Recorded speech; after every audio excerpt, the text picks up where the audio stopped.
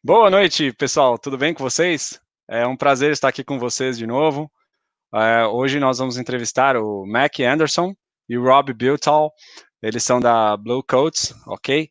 Eles são do PIT, também conhecido como Front Ensemble, e nós vamos entrevistá-los logo mais. So, good evening, everyone. It's a pleasure to be here with you again. Tonight we will interview Mac Anderson and Robby Buetow from Bluecoats. They joined the Corps in the Front Ensemble, and we'll be talking to them about this session and many other things related to drum corps. Welcome. Please join us, Mac and Rob. Hey. Hey, everyone. Hey, guys. How are you doing? Doing well. I'm good. How are you? It's a pleasure. Me too. Thanks. It's a pleasure to have you here. Então, vamos lá. Agora gostaríamos de ouvir uma breve introdução de vocês sobre sua experiência com música e como foi a sua trajetória nas drum corps. So now we would like to hear from you guys as a fresh start about your experience in drum corps, the steps that you took in the corps that you joined. Okay, anything, just a short introduction. Who wants to start? I can go. Okay. So I got introduced to the marching arts through my high school and people that I knew in high school. And I joined a drum corps called the Madison Scouts. I marched there for 2 years. And then I proceeded to march with the Bluecoats in 2018 and 2019. Did the Madison Scouts from 2016 to 2017. Ok, então o Mac, ele começou na marching band na escola. It was in the middle school. Your first marching band was middle school or high school? High school. High school. Então ele já estava no high school, né, no ensino médio, quando ele começou. E ele tocou em 2 anos, né, 2016 e 2017 pela Madison Scouts. E as últimas 2 temporadas ele tocou pela Bluecoats. Did you play always the same instruments? Yep. As soon as I started marching band in high school, I started in the Front Ensemble, and I stayed with it the whole time. Ok. Então, desde o começo, ele sempre esteve no Front Ensemble, tá? todo o período que ele tem tocado. How about you, Robby? Yeah, I also started in high school. I always knew about drum corps in the marching world. My dad did drum corps way back in the 80s. And then my brothers, I have 2 older brothers, and we were all in the Front Ensemble together. So I started with the Front Ensemble my freshman year of high school, and then once I graduated, I auditioned for the Bluecoats and made it in 2017. I've been in Bluecoats 2017, 2018, and then 2019, and so on and so on. Forever. Ok, ele começou também por influência do pai dele, que tocou nos anos 80, e os 2 irmãos dele também tocam no Front Ensemble, e aí em 2017 ele começou a fazer parte da Bluecoats, e ele tá lá até hoje. Ok, pretty good. Thank you so much. So to introduce our first topic, you said I would like to talk about practice regiment, okay, and how it changed over the years and the tactics that you use, okay? So it's all yours. Feel free to talk. I think starting off, at least personally, my practice regiment was marching band practice, and then staying after school and just practicing on my own, practicing my scales, my major and minor scales, and the various techniques that we use, whether it's holding 2 mallets or 4 mallets. And then other than that, just rudimental and just rhythmic techniques. Past that, just watching groups that I looked up to. I watched a lot of the Bluecoats Front Ensemble and other indoor WGI groups like Rhythm X. We're both a member of Rhythm X, and Music City Mystique, and other groups like that. Ok. Então ele, desde a época do high school, quando ele estudava por conta própria, então ele fazia bastante as escalas maiores e as menores, estudava também algumas outras coisas, procurou também estudar a percussão rudimentar um pouco, né? E ele também assistia os vídeos, especialmente da Bluecoats e de outros grupos de percussão indoor, para que ele pudesse melhorar a técnica dele. Ok?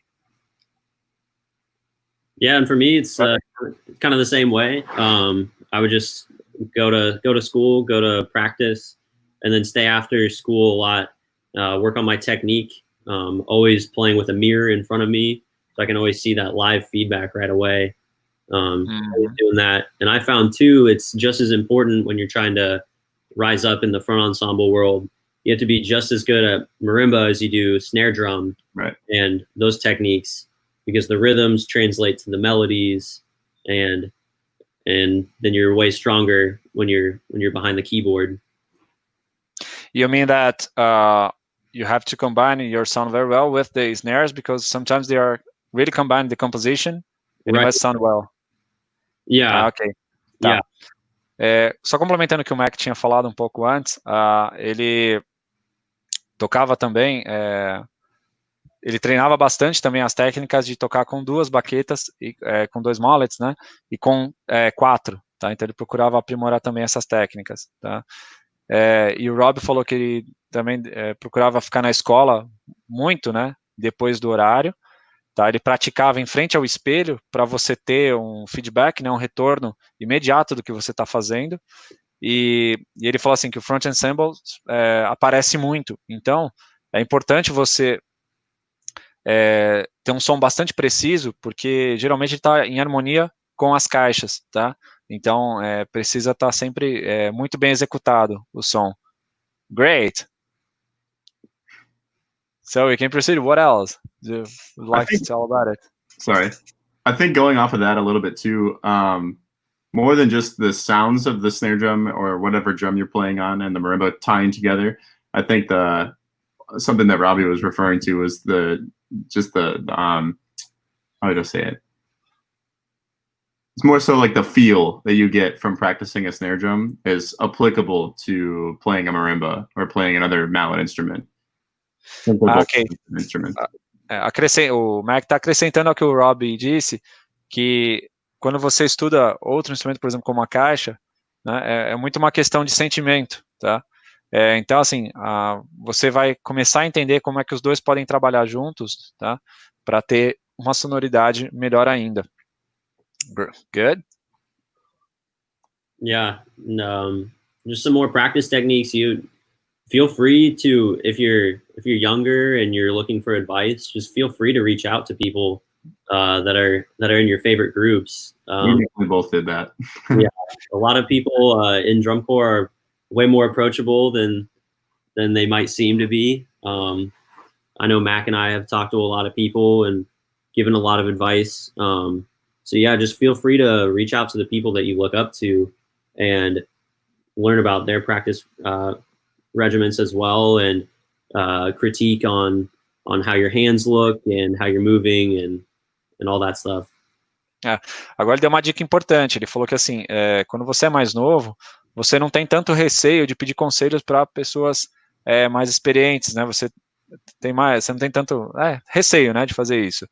Então, e ele falou que eles dois fizeram muito isso, tá? Eles foram muito atrás de pessoas mais experientes, e ele falou assim, o pessoal de drum corps é mais amistoso do que parece, tá? Então, assim, são pessoas fáceis de se lidar, fáceis de contatar, acessíveis, então que vocês devem mesmo procurar essas pessoas por instrução. Então, como ele falou, eles fizeram bastante isso, e eles davam até dicas de como utilizar as mãos, e como se movimentar pelo instrumento, e tudo mais. Então, isso ajudou eles muito a melhorar e chegar no nível que eles têm hoje.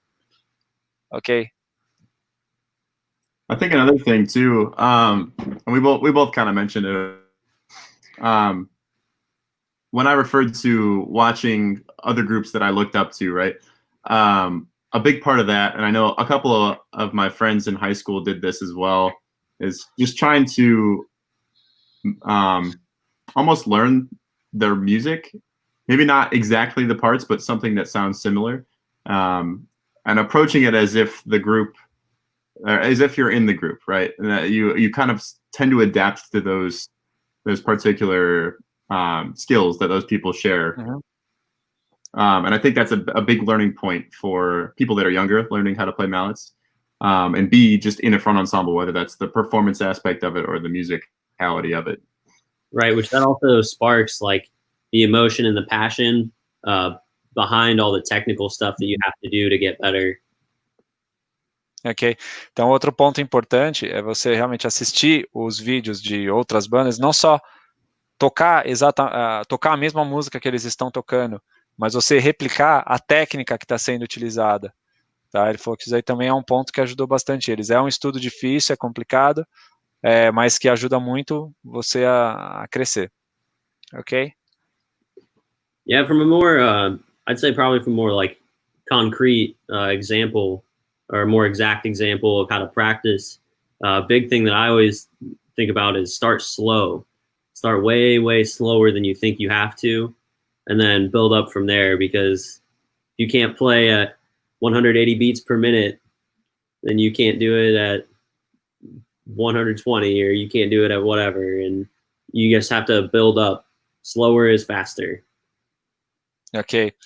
Ele falou então que outro ponto importante da prática é começar lento, né? Começar lentamente e a partir daí você aumentar a sua velocidade. Ele falou, você pode tocar a 180, a 120, que seja, mas que é importante você saber o que você está fazendo e executar bem. Então isso é até legal, que é uma coisa que a gente ouve bastante. It's pretty good to hear you say that, Rob, especially about the starting slow, because a lot of people are excessively anxious to play fast. I want to play fast, yeah. But it's not the beginning. Eu disse para ele que é legal ouvi-lo dizer isso, porque muitos músicos têm uma ansiedade de sair tocando rápido, então é necessário realmente começar devagar para você construir a sua técnica. Great. I think another good point with that too is always practicing with a metronome, especially when you're learning music. You play with a metronome and play with it very slow comparatively to what the tempo is written on the music. That'll help you build the right, I guess, techniques with what music you're learning, rather than trying to play it at the correct tempo right away. Ok, outra coisa importante é você estudar com o metrônomo, mas não estudar inicialmente no andamento da música. Você começa lentamente para você entender ao longo do processo quais técnicas você vai precisar aplicar, todos os movimentos que você vai ter que fazer, e aí então você vai acelerando até chegar no andamento da música. So, is it correct to think that like a choreography or something like that, because you have to move, you have to use a technique here, another technique in another point of the music, or something like that? Oh yeah. Yeah. That's definitely sorry. No, please proceed. That's definitely a big approach to the front ensemble world. Is some people think it's just the musical part, so they stand still, and that's really boring to watch. And some people overdo it, and it looks cheesy, and it's kind of funny, but it gets old. So there's a perfect blend that you can kind of achieve just by doing it over and over and over again, and seeing what looks good and seeing what doesn't, that you tend to get as you play more through the years. And on top of that too, that goes hand in hand with watching the groups that you like, and you can emulate that even in your high school days, because if you can watch the Bluecoats front ensemble move the way they're doing, we all started somewhere too, so you might as well start when you're in high school and watch them move the way we move. Ok. Então ele falou que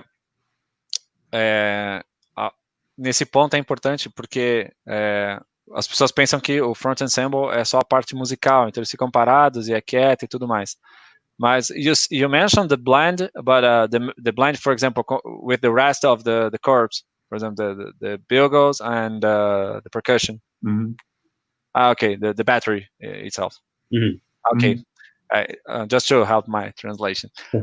Então ele falou que é importante, assim, na verdade, quando as pessoas veem que está casando perfeitamente com o que está sendo tocado no campo, o pessoal que está marchando, né? Então, caixas, bumbos, tenors e outros instrumentos, eles ficam fascinados, eles veem que não é tão fácil assim, existe um trabalho muito grande, né? E se você trabalhar isso e for melhorando isso ao longo do tempo, a sua sonoridade vai melhorar.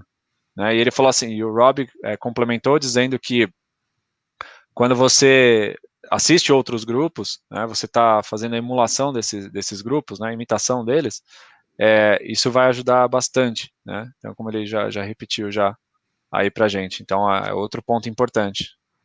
Okay. Mm. In this topic, would you add something? That? Yeah, could you mention something about the technique, or how the technique changed over the years? Sure. As you said. Yeah, I've got the mallets here. Just a second, just let me translate. Eu pedi para eles agora falarem sobre como as técnicas se modificaram ao longo dos anos e o que eles têm, o que eles utilizam hoje. Okay. Yeah, so for the 4-mallet technique, we use a grip called Stevens grip, and that's been around for a number of years. That's what almost all drum corps front ensembles use, and that allows for a much more rudimentary style and expands the technique options that you have. And there's a book called Method of Movement by Lee Howard Stevens, and we've all read that, and then that lays out how the technique is supposed to look and how it's supposed to feel in your hands. And it's really important to read that before just jumping right in. Ok. Ele falou que ele usa a técnica que é usada, na verdade, na maioria das drum corps, que é a técnica de Stevens, que é a Steven Grip, por exemplo. Steven Grip, que tem um livro chamado Lee Howard Steven, que é what's the name of the method again, please? Method of Movement. Ok, chamado método de movimento, ok, uma tradução livre. E esse método te ajuda a entender toda a técnica, qual que deve ser a sua aparência até quando você está tocando, né? Foi o que ele falou lá, né? The way you should look. E isso é usado bastante nas drum corps hoje. E ele falou também que essa técnica te ajuda a aplicar também, ela é mais rudimentar, né? Ela tende mais à percussão rudimentar. Então, a chance de casar com a percussão, com a linha de bateria é maior também. Pretty good. Along with that, there are many approaches to the way we hold mallets in the Stevens grip, and you'll see various interpretations of that if you look at different drum corps. And the way that we do it is different from the way that people in the Blue Devils and the way that people, wherever. And it's all up to comfort almost, and I feel like that was a big reasoning for me looking at places like the Bluecoats and Rhythm X to audition, because that's the technique that I was taught in high school, and that's the technique that looked the most comfortable and felt the most comfortable. And I think that's a good point to look at, is that it's not, if your mallets don't look the same as somebody that you're looking at trying to be like or trying to play like, it's not the end of the world, because that might have not been how you learned. That might not have been how you were taught, Ok, good. Ele falou que a técnica, existem diversas interpretações para a técnica do Stevens, né, mencionada no livro, mas o ponto de tudo é se você se sente confortável para tocar. Então, assim, você vai ver uma técnica diferente usada nos Blue Devils, uma técnica diferente usada na Bluecoats, ou no Rhythm X, por exemplo, mas você não precisa se preocupar com isso, não é o fim do mundo. O ponto-chave é você se sentir confortável para tocar. Se suas mãos estão diferentes de outros lugares, não é um problema, né? Então, é isso que você precisa se atentar. Ok? Yeah, so another thing about the technique is that your technique is how you sound. So if you have, another thing that Mac was saying too, if your hands look different from somebody else's, the chances are is you will probably sound different than that person. Because if you're holding the stick tighter than somebody else, then you're going to have a more harsh sound than if your hands are relaxed when you play. So it's really important to be, and at least what we learned at the Bluecoats is just hold your hands very naturally with the natural curves of your hands, and then you're going to sound much more relaxed from there. Ok. Ele está falando então assim que a questão toda da técnica é todos terem o mesmo som. Porém, alguns podem estar segurando a baqueta com mais firmeza e outros nem tanto, né? Um tom mais tenso, isso vai interferir no som, tá? Então, um teclado pode soar diferente de outro, e aí isso seria... so, of course, if they sound different, that would be a problem. It must be fixed. Okay. Especially in the front ensemble world, yeah. Sorry? I said especially in the front ensemble world. Ah, ok. Yeah. Então, é importante corrigir essa diferença de sonoridade, tá? Mas a chave de tudo é você se sentir, segurar as baquetas naturalmente. É isso que eles foram ensinados na Bluecoats. Então, você segura elas com naturalidade, né? Com tranquilidade, sem tensão, e aí você vai soar muito melhor. I remember a few years ago, was watching a lesson from Dave Buetow, the drummer. Yeah. And he said that he began the lesson with this sentence: the key word is relax. Right. And now I can see that it's also applied to mullets. Oh yeah. Ok. Eu comentei com eles que uns anos atrás eu assisti uma aula do Dave Buetow, que é um grande baterista americano, e no começo da aula ele fala: a palavra-chave é relaxar, né? Você não pode estar tenso tocando. E aí comentei com eles que eu vi agora que isso também é aplicável aos teclados. E eles falaram, exatamente, a palavra-chave é relaxar. Good. Another thing to think about with that too is in the front ensemble, generally you have a couple people playing the marimba and a couple people playing the vibraphone. And obviously those two instruments play and sound different. And when you hit the key, that your velocity or the speed that you hit the key, if that's different from the person next to you, even if you hit at the exact same time, it'll sound different to somebody that's watching because of the speed that the sound waves travel. So there's almost a science behind cleaning the sound of the front ensemble. Yeah. Olha só, que coisa legal. O que ele está dizendo aqui, gente, que assim, mesmo que você esteja tocando da mesma forma que... Ele falou assim, no Front Ensemble tem várias pessoas tocando marimba e várias tocando vibrafone. Só que se a sua velocidade for diferente da de algum colega seu, isso vai soar diferente também, tá? Não é só... So, do you mean it's not a matter only of about the timing, but it's also the speed? It's both. Yep. Wow, it's interesting. Então ele falou que é uma questão de ambos, assim, tanto da sua posição, da sua técnica, tudo, né? Não só do instante que você está tocando, né? Se for errado, mas também de velocidade. Vai soar diferente e aí isso vai ser um problema. Good. Robby, would like to add? Yeah, I mean, I thought I heard you say the word velocity, and that's a big word that we hear in front ensemble. Really? Yeah. What's that like? It's well, more velocity gets you a bigger sound. Less velocity gets you a lesser sound. And we always think too about we like to generally keep the velocity the same, but we change our sound through our heights and how high our mouths are. So you're going to still turn your wrist the same way if your mouths are up here or if they're down here. So, excuse me, can you say that again? Yeah, sorry about that. No problem. My problem. So yeah, with more velocity, it's a bigger sound, and with less velocity, it's you can get a warmer sound or a different sound. Ok. Ele falou que quanto mais velocidade, né, o som mais intenso. Menor velocidade, um som mais tranquilo. Ok? Yeah. So unless a different part of the music calls for a different type of velocity and touch with our hands, we generally like to keep the velocity the same in our hands. Ok. A não ser que a música peça uma velocidade diferente. You mean different velocities between two voices of the same instrument, for example? Different. Right. Ok. A não ser que a música peça uma velocidade diferente de execução entre duas marimbas, por exemplo, né, eles estão sempre usando a mesma técnica. Good. That's why now I understand something that I noticed when I'm watching any DCI chords and I see the front ensemble.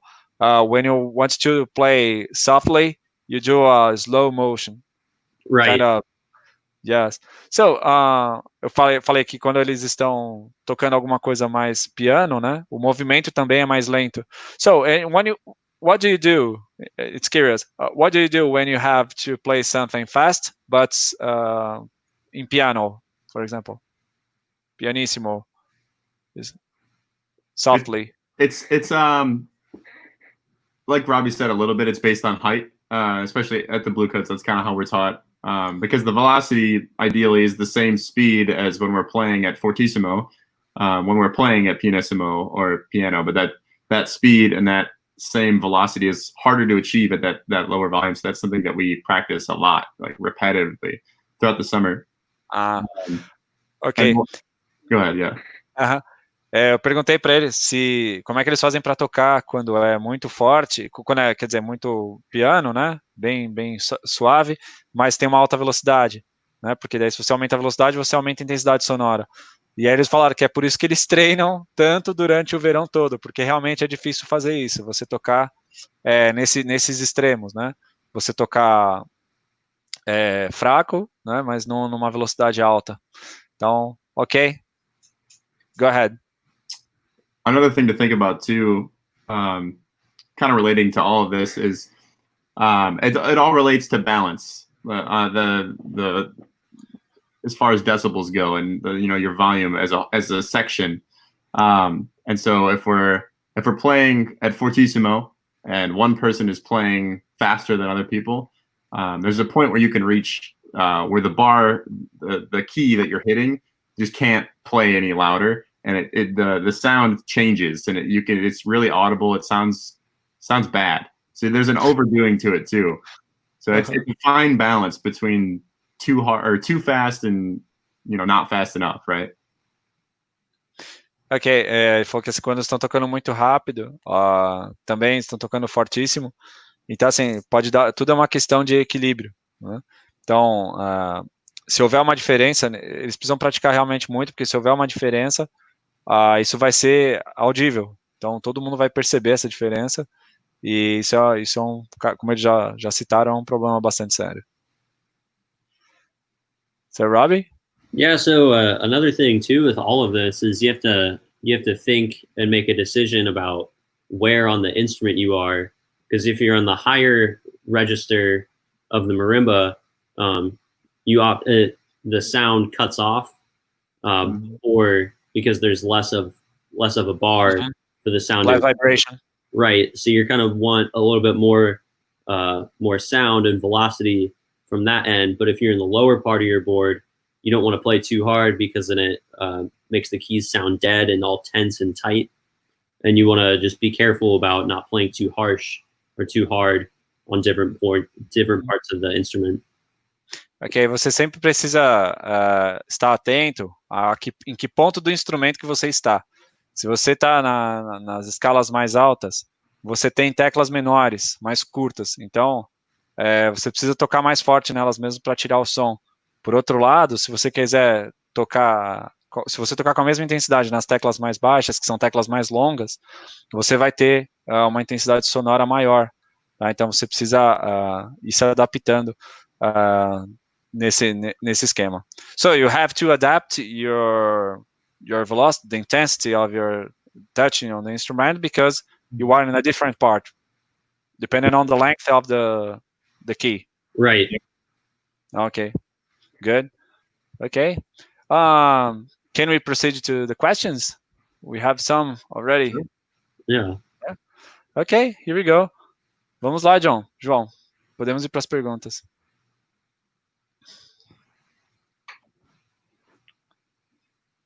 Okay, it's a question from Lucas Bidoya. He's a friend of mine, very nice guy. He's crazy because he's putting his snare on his head, but he's normal. He's okay. He's asking, how long did you guys study every day during the high school? Every day? Yes. It kind of differed depending on whether we had marching band rehearsal that day or not.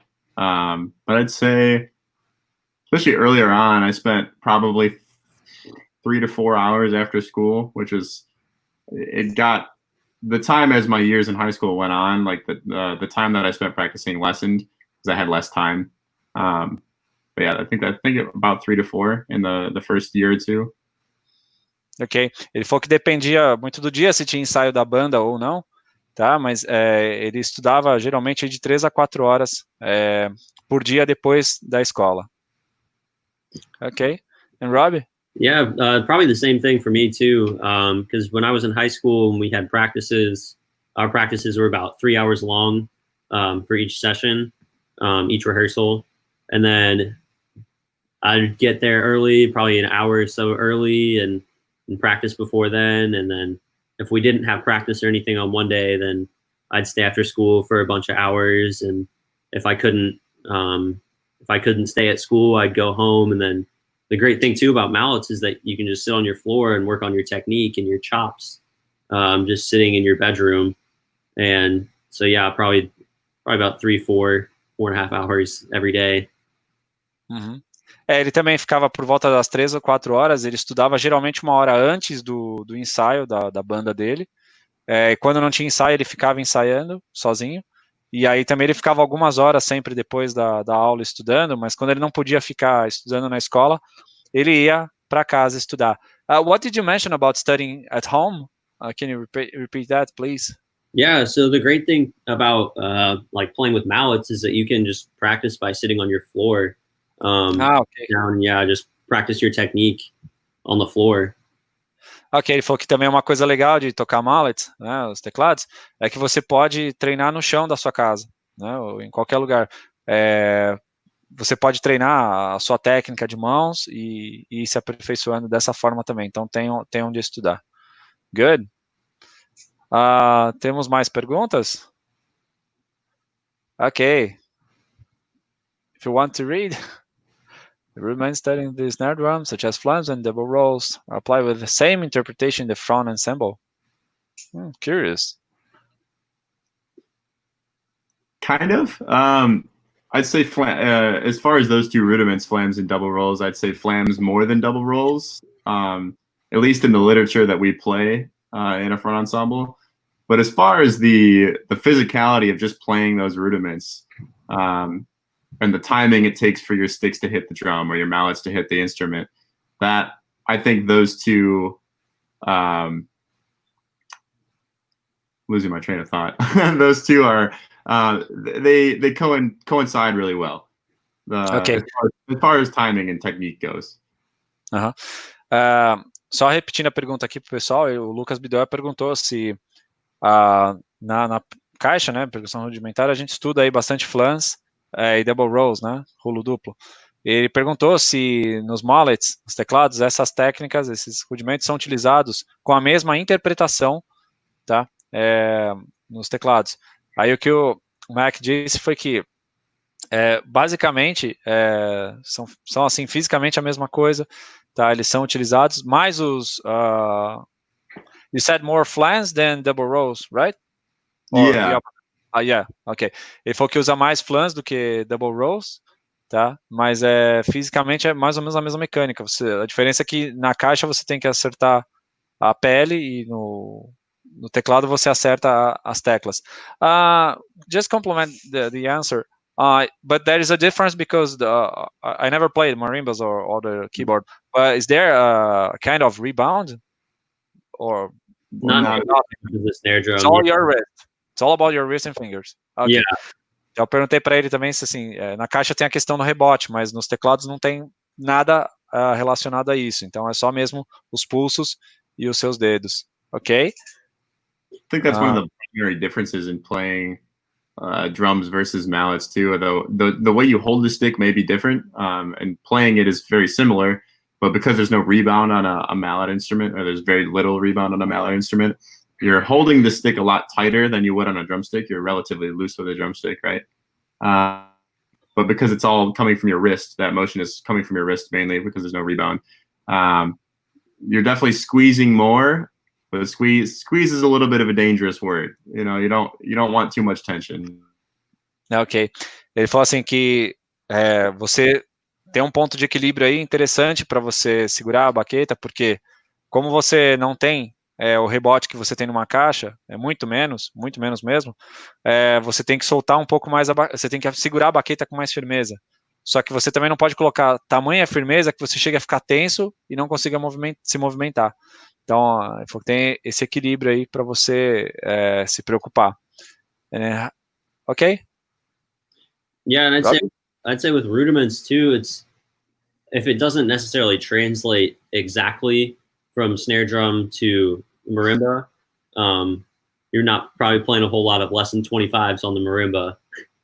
But it is important to know how it feels in your hand with a different stick, and then you can translate those different feelings with the rhythms over to the marimba. I would say that's the biggest crossover between them, the two, snare drum and marimba, is the rhythms. Ok, ele falou assim, que tem os ritmos, então assim, você precisa sentir a diferença de um instrumento e do outro. Você não pode, as técnicas, como eles falaram, resumindo aqui, as técnicas são parecidas, elas coincidem em muitas coisas, mas não são exatamente a mesma coisa. Então você precisa sentir essa diferença do instrumento e se adaptar. You said something about 25. What? I didn't get that point. That was just a different rudiment. It's just what? That's just one of the rudiments on the one of the rudiments. Lesson 20. Ok. Então ele falou do Lesson 25, que é um dos rudimentos, né? Ele falou assim, você não vai aplicar nos teclados exatamente como você faz na caixa. Então, acho que deu para entender, né? Ok. Thank you. We have one more question. Sure. Ok, from Thiago Blumen. Let me read em português, aproveitando que falando da velocidade dos toques e a distância entre os membros. Quais são as dicas para deixar os toques do battery e pitch mais juntos e limpos? Ok. His question is regarding the pitch and the battery. Okay. As we have talked about the velocity of the strokes and the distance between the members, what are the tips that to make the strokes from the battery and from the front ensemble cleaner and more connected? I'm sorry. I think my internet cut out for a second. I might have missed the question. Okay, of course. I repeat. As we have talked about the velocity of the strokes and the distance between the members, among the members, what are the tips to make the strokes from the front ensemble and from the battery cleaner and more connected, more concise? Okay. Robby, do you want to start with that one? Yeah, just a big part of all that is just listening and opening up your ears. Because a big part of the front ensemble is just trying to be able to hear the people around you. And so, for example, Mac played next to me last summer in the Bluecoats, and it's really important for Mac to be able to hear me, and then for us to be able to listen back and hear the battery strokes and kind of match the velocity and the sound in relation to what the music is giving. Ele falou que a palavra-chave é você ouvir, né? Então, você precisa estar atento ao que está acontecendo atrás de você, que é a bateria e os outros instrumentos, tá? Mas também quem está do seu lado. Então, ele falou assim, ele podia ouvir o Mac, porque o Mac no último verão tocou do lado dele, tá? Mas sempre é essa questão, você tem que estar ouvindo o que está acontecendo para você se encaixar naquele contexto. So it's a matter of personal consciousness. It's not something to work with the whole group, maybe. Right. As you said. Okay. And how about you, Mac? I noticed a lot of times in front ensembles you'll have a listening point. So generally that'll be your center marimba or whoever the section leader is whoever's standing in the center. They're the closest to the center of the field, and they're listening back to whatever sound cues you have behind you, whether that's the battery or a certain horn feature or something like that. So generally in a front ensemble, you listen in towards that listening point, who is then listening back and ignoring the sound around him. So while also doing that, that person is also the listening point for, like we talked about earlier, velocity and all that. Okay. In other words, with a comparison, for example, you are playing with a 4 guys band on a stage, mm-hmm. But you are in the back of the stage, and you have to hear the guitar, but you have that return, that you have the feedback beside you, right. Something like that. Yeah. The same technique, yep. but with humans. Yep. Okay, good. I got it. Ele explicou uma coisa interessante, o Mac. Ele falou que os líderes de naipe do Front Ensemble, eles ficam exatamente no centro do campo. Porque ali é um ponto de audição que ele fala. Então, ele, naquele ponto no centro do campo, ele consegue ouvir todo mundo e ele consegue também ignorar o que está acontecendo ao lado dele. Então, ele é a referência para o restante do Front Ensemble. So it's a kind of focal point for the Front Ensemble. Right. Right. Yeah. Okay. That's a good word for it. Yeah. Okay. Good. Pretty good. I never heard about it. Pretty good. So, so can you consider then the show is designed to consider this listening point too? Oh yeah. Okay. Yeah. Então ele falou também. Sorry. Okay. No, you. The visual design for marching shows is very thought out as far as where the battery is standing in comparison. If it's a percussion moment, they're generally going to be somewhere on the field that's really easily heard from the front ensemble. Generally, features are going to be more audible to the front ensemble if we're playing along with them as far as the music goes. Ok. Ele falou que sobre o desenho do show, né, é sempre levado em consideração onde a bateria vai estar para que esse ponto de audição do front ensemble não seja prejudicado, né? Então, com todo o restante do show, sempre é pensado nesse sentido. Ok. Very good. One more question from Sergio Mota. Let me see. How much the equipment from Pageantry Innovations facilitated the lives of those in the front ensemble, especially in the show days? Could you please comment the before and after them? Before and after, as in before the launch of this kind of equipment. Oh, and after that. Yeah, go ahead. Pageantry has definitely been a very big help in the marching world, because some schools are not as lucky to have nice pageantry equipment, and then that doesn't help your sound for the full ensemble.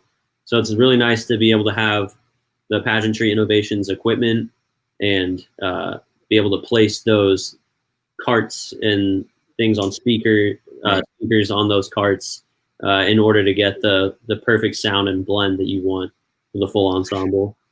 Okay, so just help me now, because I'm not aware of what this equipment that he's mentioning here are. What are they exactly? And is that keyboards or hardware? What is that? Generally, the Pageantry Innovations is a company that makes the carts that carry synthesizers and mixers and speakers and all that. They're just the metal frame with wheels that you put speakers on. Okay. Okay. And now it's easier because you don't have to carry a lot of things. You just put on the cart and you carry them. Right. Yeah. Instead of lifting, you push. Lift and push. Então, respondendo, Sérgio, o que eles disseram aqui que assim, é muito melhor a vida deles hoje, porque basicamente é só colocar no carrinho e empurrar, né? E antes era mais difícil. Okay, we have more questions. Pretty good. Awesome. Okay, here we go, João. Vamos para mais perguntas. Lucas Bidoia. Is there a pressure point, or are you using more different hand muscles when you increase the speed in a piano sound? So it kind of depends too. Yeah, it kind of depends. Sometimes if you are playing faster and you're not holding on as well, then you're not going to be able to play as fast, especially like piano sound. But then that kind of goes back into the conversation about velocity and trying to keep the velocity the same depending on where you are on the board. So if you're playing fast but quiet in the top end of the board, you just don't want to hold too tight or too soft. Just back to very relaxed, natural hand feelings. Oh, you mean that it can be more natural if you are in the longer keys, for example? Right, yeah. You need less tension. Ok. Então, Lucas, que ele respondeu aqui que, assim, depende, voltando àquele outro tópico, depende da parte do instrumento em que você está. Então, se for nas teclas mais longas, você pode colocar menos tensão, né? Mas se for nas teclas nas teclas menores, mais curtas, aí você precisa colocar um pouco mais de tensão. Então, tudo depende da parte do instrumento em que você está tocando. Great. I didn't think that question. Okay. As far as pressure points go or muscle usage, Robby made a good point in saying that it's relatively the same. And like he said, it goes back to the point of the velocity conversation. But you're definitely, when you are first starting playing fast music and you can't quite keep up with the tempo, it's too hard for your skills.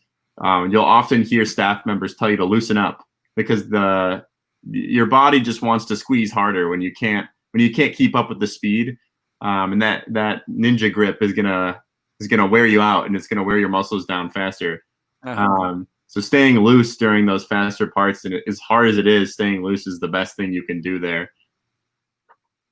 Ok, só para acrescentar o que ele estava falando também sobre o ponto de velocidade, no ponto em que você vai aumentar a velocidade, naturalmente os nossos músculos tendem a se contrair. Então ele disse que, na verdade, a gente tem que manter um pensamento de que a gente tem que mantê-los relaxados, tá? Principalmente naquele ponto em que a nossa técnica não nos permite ir mais rápido. Então a gente precisa realmente reduzir a tensão para conseguir aumentar a velocidade. You mean that, in other words, we must keep the relaxed so we can increase the speed? Yes. Yeah. Okay. Good. Pretty good. I'm learning at the same time that I'm translating, but it's pretty good. It's pretty good to hear people from different words. We have another question here. Good. We know that guy. Most memorable moments during 2019, and why did it involve Roland? This is our buddy. He's also in the Bluecoats Front Ensemble. He was a vibraphone player. Do you know them? Do you know him? Yeah. Okay. Yeah. With us. Okay. You can answer that. The time when his wake him up in the midnight. Yeah. I'm trying to think of times that I was messing around with Roland.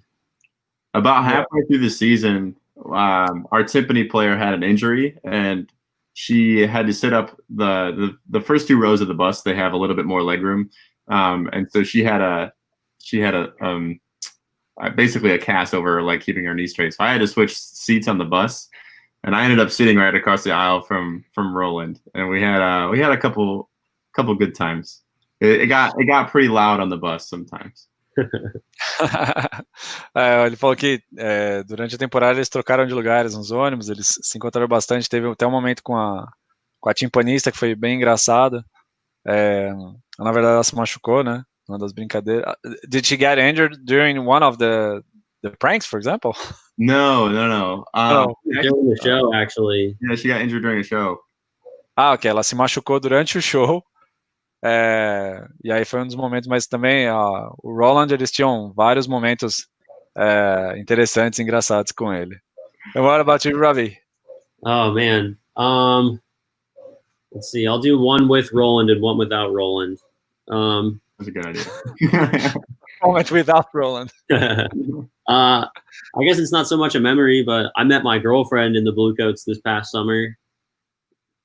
So eu conheci a namorada dele no verão passado na Bluecoats. Okay. Yeah, so we're still dating today, and that's fun. Estão namorando hoje e é bem legal. Yeah, so with Roland, we have jobs when we're not playing, and my job for the summer was I drove the four-wheelers, and I would get the water in the morning, and I would do all the stuff on the four-wheelers. And Roland was always trying to ride the four-wheelers, but I would never let him. What's four-wheelers? Is that kind of Uber, for example? Yeah, it's like a like an ATV or quad runner. It's like a motorcycle with four wheels. Yeah. Okay. You work for a what is that exactly? It's a workshop or no? Like what do you do? So the Front Ensemble, we have these four-wheelers, these like little motorcycles. Okay. Yeah. And I would be in charge of that. One of them Okay. had a trailer, and the other one had our water cooler on it and stuff. They just helped us move from point A to point B. And I would never let Roland ride it. Ok, ele falou, então assim, no equipamento da corporação, eles têm aqueles quadriciclos, né, que você pode engatar alguma coisa atrás e transportar cargas, e um deles carregava o equipamento e outro carregava a água, né, e aí o Robby disse que ele nunca deixava o Roland subir nesses quadriciclos, era sempre ele que estava dirigindo. Cool. We have 2 more questions before we proceed to the next topic. Sure. Ok, vamos lá, temos mais 2 perguntas antes do próximo. Olá, Zé Ricardo. He was here yesterday. Ele estava aqui ontem. Legal te ver, Zé. Depois nos falamos. Good evening, guys. What are the differences that you can point out from the front ensembles in the 90s to the nowadays ones? I think as far as in the 90s, there were a lot less members, and they had fewer instruments and no microphones. So now... Okay. Havia muito menos instrumentos, muito menos pessoas também, e não havia microfones, ok? So now there are more members. There were I don't know how many exactly in the 90s there were probably 5 or 6 members, and now I think the Bluecoats Front Ensemble had 18. Is that right, Robby? We had 16. 6 times. Okay. E hoje, por exemplo, naquela época tinha de 5 a 6 membros, e hoje, por exemplo, o Front Ensemble da Bluecoats tem 18 pessoas. Então, uma diferença bem grande aí. Ok? Robby, you care to elaborate on that? So even farther than that, I'll go back to the 70s and 80s. Drum corps, like the pit started out, and you carried your instrument, and you had like xylophone players with the xylophone strapped around their neck, and some like bell players, and then also the timpani players. There were like 4 timpani drums, and then 1 person per drum, and it was just very, very different. And then it kind of moved into the whole on the front sideline, and then evolved into kind of what we see now. You mean that they could evolve, but not the way we see now?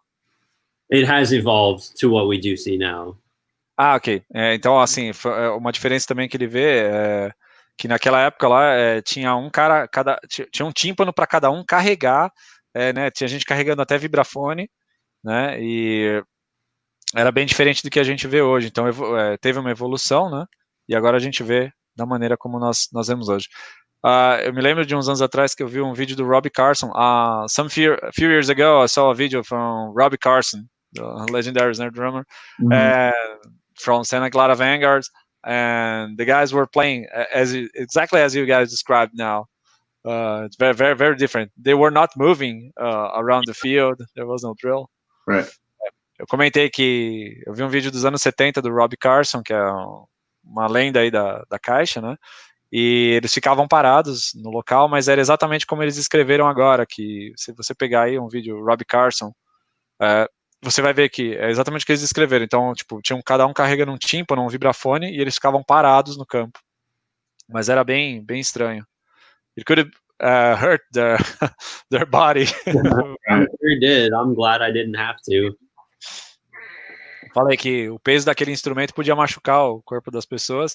E o Robby falou que agora ele tá contente de não ter que fazer aquilo. Today is way easier. Oh yeah. Yeah. Okay. Let's proceed to the next topic. Okay. So you said that you would like to talk about how to audition and what to think about during auditions, right? Yeah. Ok, então agora, pessoal, a gente vai mudar um pouquinho o tópico, eles vão falar sobre como participar da audição, tá bom? E o que ter em mente, tá, durante uma audição. Olha só, dicas importantes, se você quer fazer parte aí de uma drum course, né, ó, vamos ouvir aí. Ok, it's all yours. I'll let you start on this one, Rob. Yeah, so auditions they seem very, very scary, but I promise they're not. Yeah. Ele falou que as audições podem parecer muito assustadoras, mas ele garante que não são. Yeah. So generally too, when you go into an audition, the staff will be there, and at least in my experience at the Bluecoats, it's been very, very warm. Everybody's very nice, and then the people that have been in it before, they're always very nice. So it's important just to try to relax and calm your nerves once you're in the audition room, and then just play as well as you can, because everyone wants you to play the best you can. Right. Ok. Ele falou que durante a audição, o mais importante é você ficar tranquilo, porque principalmente na sala de audição, né, você tem que ficar o mais relaxado possível e tocar o seu melhor. O ambiente, ao contrário do que a gente pode pensar, é bastante amistoso, né, ele foi muito bem recebido pela experiência dele, né, então assim, podem ficar tranquilos. Ok? I think on top of that too, when you're auditioning, I think it goes without saying that a good half of the audition is just your attitude and your personality. You know, if somebody has a really bad attitude and is the best player in the room, they're not going to get a contract over somebody who maybe not as good at playing as them, but is very positive, very like happy personality, responds to comments well from the staff, you know, obviously trying to make improvements. So a personality like that is much more approachable than somebody that comes into an audition in a negative manner, if that makes sense. You have 3 months of those people, you don't want to hate them right off the bat. Ok. Ele falou também que outro ponto importante é a sua personalidade e a sua atitude. Se você está na sala de audição, mas você está disposto, você é uma pessoa acessível, aberta, a ouvir uma crítica, a buscar melhorar, tudo mais, você pode não tocar tão bem, mas eles vão ver você potencial para você crescer e podem te dar um contrato, em vez de dar um contrato para uma pessoa que tem uma postura egoísta ou diferente disso, né, que seja difícil de lidar, tá? Mesmo que essa pessoa toque muito bem. So, can we understand then that sometimes if they see potential, the guy might not play so well, but maybe they see that it's worth to invest in him. Definitely. Yeah, definitely. Okay. Então, gente, é um ponto importante. Pode ser que você não esteja atingindo o nível técnico necessário, mas se eles virem em você o potencial para você crescer e atingir o que eles querem, eles preferem você porque você é uma pessoa fácil de lidar do que outra pessoa. Just a second, please, because I need to connect my notebook on the plug. No worries. Okay, I'm back. And what else would like to add to this topic? Yeah, I think another part of auditions that's really, really important is the preparation before you even get there. I know for the Bluecoats, we have like audition packet with some exercises and some technique tips and everything. So I think it's really important to know the technique that you're for the place that you're auditioning, and then know the exercises, and then be able to do those exercises at any tempo, and just look as prepared as possible. Mm-hmm. Ok. A sua preparação começa mesmo antes de você chegar até o local da audição e o momento da audição. Né? Você precisa pegar o pacote de audição, estudar todos os exercícios, ser capaz de tocá-los em qualquer tempo, tá? E aí, ou seja, você tem que estar o mais preparado possível para você preencher os requisitos, ok?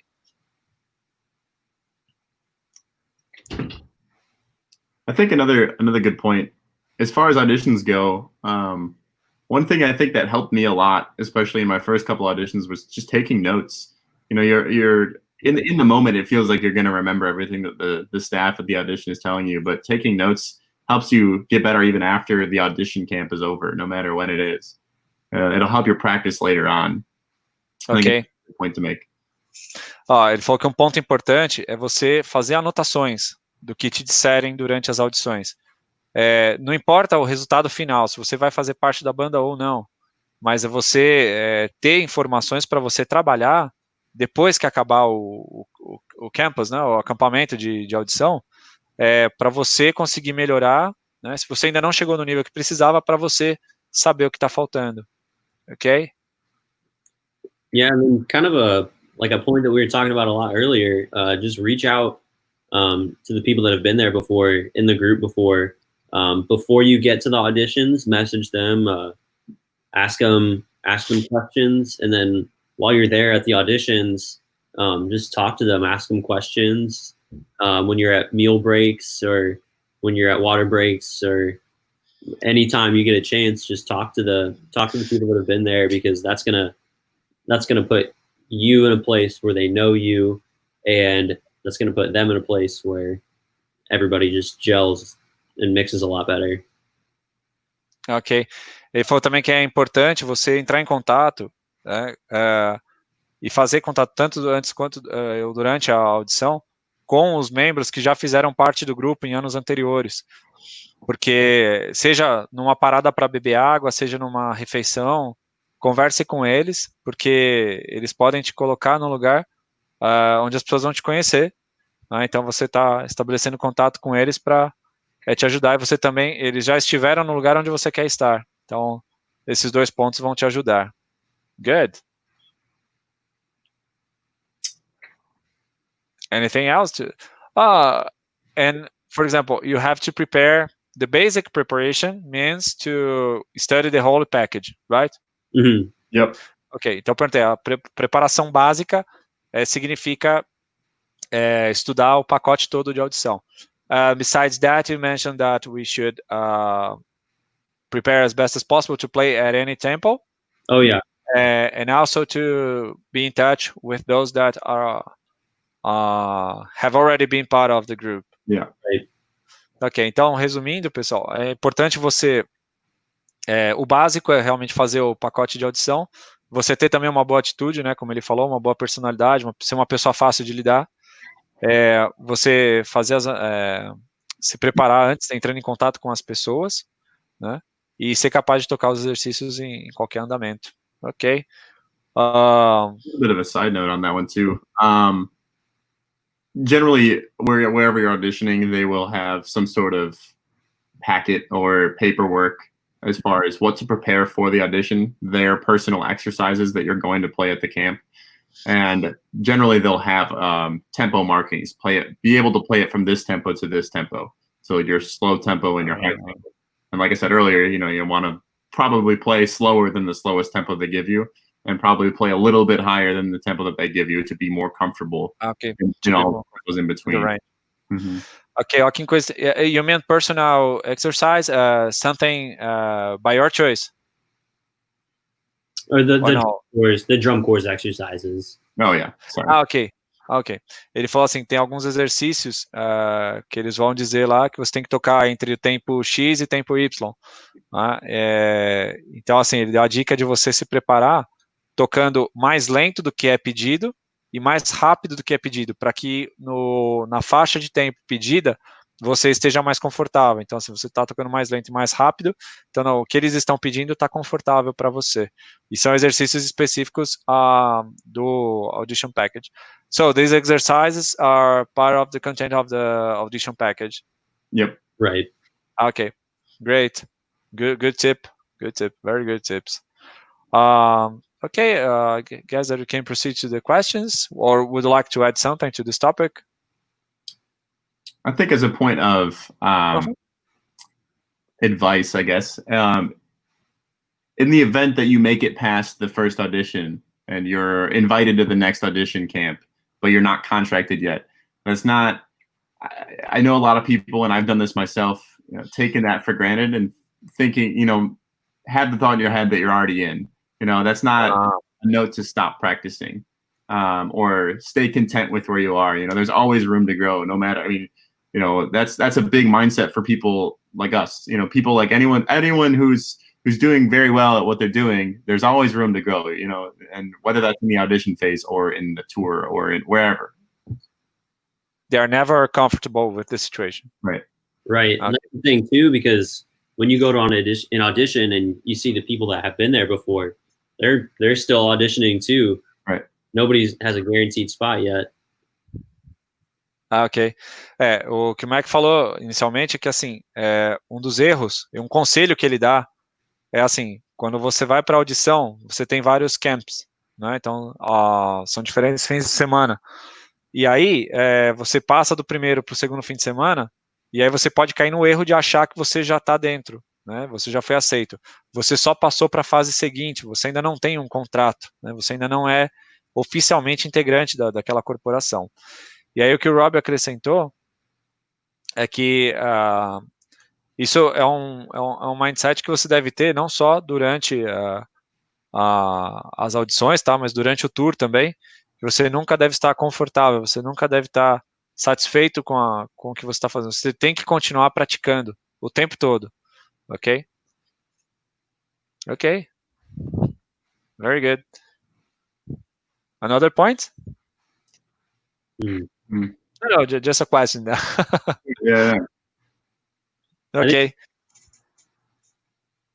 I think it's also important too that if you don't make it in the group, don't let that be the last thing you do and quit, because you can always learn from what happened before and try to improve from there. Ok. Ele tá falando que, até como o Matthew falou ontem, né? Se você não for aprovado na primeira tentativa, você não deve desistir, você não deve colocar um fim na sua história. Você deve seguir, porque você vai aprender lições com essa reprovação, e aí você pode melhorar e chegar onde você quer. Ok, very good. Very good to hear you say that. Muito bom ouvir os falar essas coisas. A lot of times too, the staff at the drum corps that you're auditioning at will tell you too, so you don't make the ensemble. They'll say, we want to see you here next year. Right. So go get more experience, practice as hard as you can, and then come back and we want to see you again. And it's not. They encourage you to keep up. Right, exactly. It's not. It's not a no forever if they don't take you that year. Ok. Olha só que legal.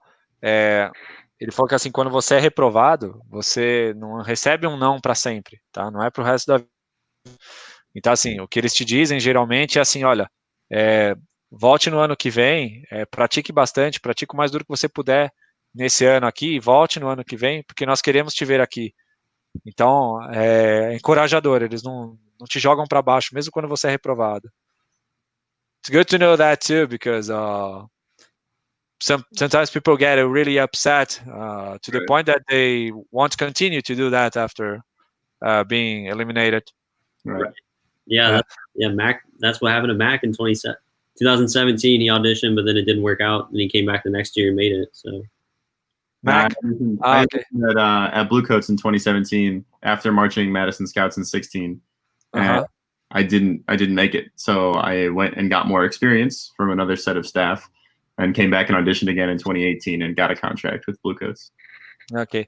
Então ele falou que em 2017 ele fez audição para Bluecoats, ele não entrou, né? E ele já tinha tocado 2 anos pela Madison Scouts. E aí ele trabalhou duro, voltou no ano seguinte e entrou.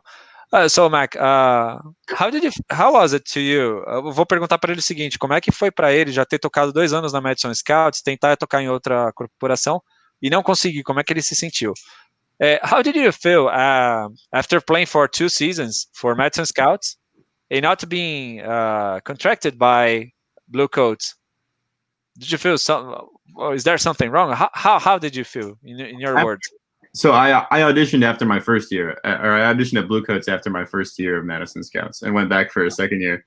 So I felt very comfortable at the first Bluecoats audition that I went to because of my own preparation. I felt okay.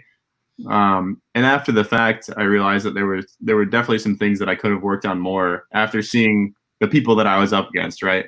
Definitely a little bit more competitive at that audition than I had expected. So that kind of just fueled me more for the next year. I kind of changed things around and felt way more prepared here for my audition. Ok. Ele falou que no segundo, antes do segundo ano dele pela Madison Scouts, ele fez a audição pela Bluecoats e ele se sentiu bastante confortável porque ele sabia que a preparação dele estava ok e aí ele foi para cima. Mas daí ele percebeu, depois que teve o fato, né, da não aceitação dele, né, da recusa da Bluecoats, ele percebeu que ele precisava realmente melhorar algumas coisas e também foi uma audição muito mais competitiva do que ele esperava. Tá? Então, assim, ele percebeu que, em outras palavras, né, que o buraco era bem mais embaixo, e aí, então, ele resolveu planejar, ele se planejou, foi lá e conseguiu no ano seguinte. Very good. And that's not to discount the effort it took to audition at Madison Scouts either. That was just as difficult coming out of high school auditioning there. I was probably even more nervous for that audition, and it just ended up working out in my favor due to my preparation, you know. And there were various techniques at Madison Scouts versus Bluecoats that were different, and so trying to switch offhand like that was definitely I think one of my bigger downfalls in the audition for 2017. So that was my main focus point for the training for the next year's audition. Ok, então ele explicou que you meant that even your auditions for Madison Scouts in the beginning were really hard, were the hardest ones. I think for my mentality's sake, yeah. Ok, ele falou que quando ele foi fazer a audição para Madison Scouts a primeira vez, para mudar a mentalidade dele, né, para entender o que era uma marching band, para a diferença para uma drum course, isso foi mais difícil para ele. Quando ele aplicou da Madison Scouts para Bluecoats, ele viu que tinha também diferenças de técnicas, né, das técnicas aplicadas na Madison Scouts para Bluecoats. Então, assim, ele fazer essa migração, essa mudança, foi onde ele teve que trabalhar duro, né? Então, também não foi um processo tão fácil. Ok. I do think that too. That's due to that being my first drum corps audition, my Madison Scouts audition for 2016. That definitely played in part with how nervous I was, you know. And I felt more comfortable auditioning after having a little bit of drum corps experience on my back already for the next season of Madison Scouts and then Bluecoats after that. Ok. Ele falou que a primeira audição para ele da Madison Scouts em 2016 foi a mais difícil de todas, porque ele estava muito nervoso, porque era um ambiente que ele não conhecia. Mas daí as seguintes, como ele já tinha alguma experiência né, no histórico dele, então ele já se sentiu mais confortável e foi um pouco mais fácil. As outras três, né, que ele já participou. Ok. Robby, do you care to talk about your audition experience? Yeah, so I was lucky enough to make the Bluecoats as my first drum corps. I marched, my first year was 2017. And I have two older brothers that they also marched in the front ensemble at Bluecoats. So I was lucky enough I wasn't allowed to march drum corps in high school, but I would go to the Bluecoats auditions just to get experience and see how the auditions went. And then by the time I was graduating, and then I went to the auditions, I was lucky enough to make it, and I felt very prepared, and it's definitely nerve-wracking. It makes you nervous, but just trust the preparation, trust the work that you've done before, and all the good things will come.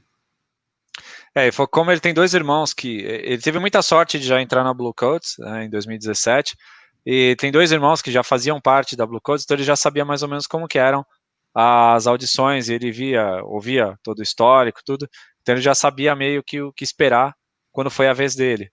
Ele se preparou bastante, ele conseguiu entrar, né, e agora está fazendo parte do show também. Ok, very good. It's very good to because auditions are something that don't happen here in Brazil. Most of the corps actually they lack people, so everybody's welcome. In other words, ok. Eu expliquei para eles que audições aqui no Brasil são uma coisa que a gente não conhece no mundo, por exemplo, de bandas e fanfarras, porque na verdade todas as bandas precisam de pessoas, né? Então todos são bem-vindos. Você não tem mais pessoas do que vagas, né? We have auditions only the professional level. Yeah. Okay. Nós só temos audições no nível profissional. Okay, let's proceed to the questions, right? Sure. Okay, vamos lá, Johnny.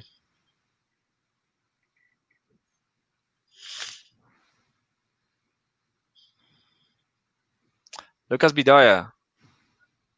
He took the risk to write in English. Yeah. Okay. No, I'm joking because I know that he's studying a lot. Right. They apparently use more rudiments in the drumline show, sometimes to get a cleaner sound. Did there also have a chain in the pit?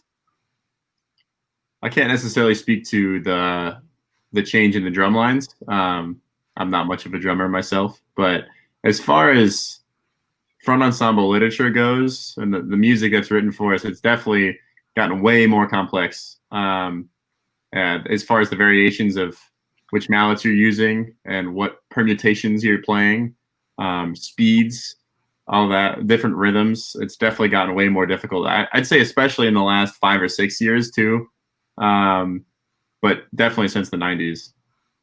Ok.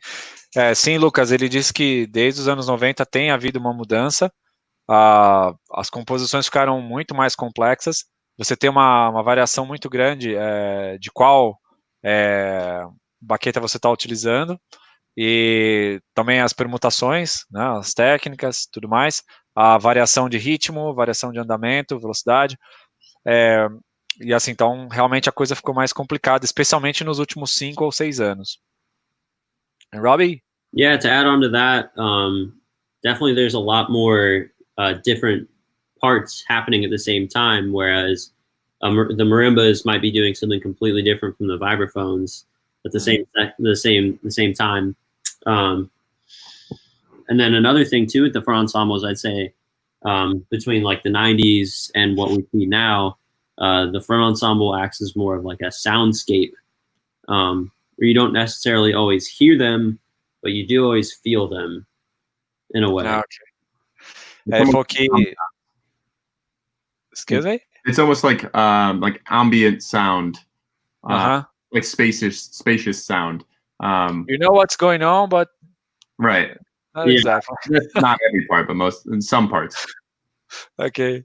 Something like we meet each other in the end. Right. Yeah. Okay. Falei que a gente se encontra no final. Não, então, o que o Rob falou agora, Lucas, que assim, também ele concorda que as coisas ficaram mais complexas, né? Geralmente, o vibrafone está tocando algo diferente da marimba, né, o vibrafone. Então, muitas vezes você não sabe o que ele está tocando, mas você sente. Então, você consegue perceber se tá dentro do que precisa acontecer ou não. Então, realmente, essa é uma diferença que ele vê, né, dos anos passados para os atuais. Okay. Very good question, huh? Yeah. The English was great on that too. I liked that.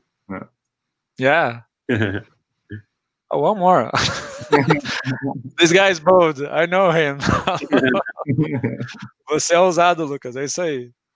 Are there exercises for body and facial expressions in auditions? So not as much. It's not as much like defined or written down what it is, but in an audition, especially at the Bluecoats, they will talk about how they want us to move to a certain exercise, whether that's move on the quarter notes or move on the half notes or whatever. So definitely more at the body, because we think a lot about internalizing the beat within our bodies, and then it translates. If you're moving together, you're playing together, kind of thing. Ok. O que ele diz assim, não existe nada escrito oficial assim, mas o que é dito para eles, que é ensinado, é como eles devem se movimentar numa colcheia, numa semicolcheia, como é que você... porque você tem que internalizar, né, internar a batida da música. Então, a maneira como você está se movimentando é muito importante para todos conduzirem a música de maneira harmoniosa. Okay, very good, very interesting. So you have to be like rapper, for example. Oh, yeah. Always. The head bob and the knees going up and down. Yeah. Você está movimentando a cabeça e os joelhos também estão, né, subindo e descendo. Ok. Temos mais perguntas, João? Do you have more questions? Okay, marching experience. We note that in the last few years, Bluecoats has been changing the concepts of the show since 2016, from uniforms, dance, music, among others. What was it like having the Beatles as a theme? Definitely very interesting. Very. How was it? I love Beatles. That was awesome. Yeah, awesome for sure. And yeah, a lot of people are very big fans of the Beatles, and that was very obvious when we'd go perform at shows. You could hear. Oh, we had our closer of the show was "Hey Jude" by the Beatles, and we had the vocal playing through the speakers, and people would stand up and sing the song with us while we were playing it. It's just something that was so different from other drum corps shows that it just felt special. It felt very unique. Ok, foi incrível. Eles estavam tocando na Hey Jude dos Beatles, né? E foi algo totalmente diferente porque do mundo de drum corps, porque durante Hey Jude as pessoas estavam se levantando nas arquibancadas e cantando junto com eles, né? Então foi algo realmente incrível, foi fascinante. How was it for you, Robby? I loved it. A thing too with drum corps is that oftentimes you'll hear music that being performed by drum corps, and people will have kind of a differing opinion as to whether they liked it in the drum corps setting versus the real thing. So that's kind of one of the things that we were worried about with doing a Beatles show. Is it going to be like, oh, are people not going to like it because we're not doing the Beatles correctly? But I think it ended up turning out really well, and I thought it was an awesome show. Ok. Foi bem diferente, assim, e quando as pessoas ouvem uma drum corps tocando uma música que é conhecida, isso divide opiniões, né? Tem pessoas que gostam, tem pessoas que não gostam, né? Mas no final ali acabou que todo mundo acabou gostando, né? Do resultado final. Okay, very good. So have no more questions in this session. Let's proceed to the third topic. Okay. Yeah. Now we agreed to talk about it's interesting, everyday tour life and what's it like in the pit. This is an interesting one. I hope to hear some jokes. Now, agora, pessoal, eles vão falar sobre como que é o dia a dia durante a turnê, tá bom? E como que é estar no pit, no Front Ensemble. Okay? I'll preface this by saying that the Bluecoats Front Ensemble likes to be a little bit more avant-garde as far as the fun that we have in between reps and stuff. We'll just be dumb and stupid and crack jokes and be loud on water breaks when we're on our own and we're doing our own thing with no other sections of the corps. We'll play like kickball and stuff like that, Foursquare, random games, just really quick, right, on water breaks and stuff like that, just to have fun. And I feel like that's not something that happens everywhere. It didn't, we're all at a certain level where it's the mindset isn't so hard set on reps. While that is a focus point, we try and let ourselves be a little bit more comfortable. That makes sense. Ok. E falou que o Pete, né, o Front Ensemble da Bluecoats, eles procuram se divertir muito juntos, fazer coisas juntos, brincar juntos, né, para ter um entrosamento. E até mesmo nas paradas para beber água, nas refeições, assim, nas paradas para beber água é muito rápido, mas mesmo nesses momentos eles procuram até jogar cartas ou diversos outros jogos que eles têm, para se divertir, para um cuidar do outro mesmo e se ajudar. E ele acredita que isso não aconteça em todo lugar. Então, assim, é uma coisa que ele gosta bastante e ele vê uma diferença nisso. Okay, about you, Robby? Yeah, so kind of what Mac was talking about too. I think it's really important to give yourself those mental breaks. Yeah, fun, because you have 3 months to be playing the same 12 minutes of music. So if you're listening to your favorite song for 3 months in a row, it kind of gets a little tiring sometimes. And if you're just constantly doing that without any kind of relief, it's definitely good to just kind of have some breaks and just kind of loosen up a little bit. Oh yeah.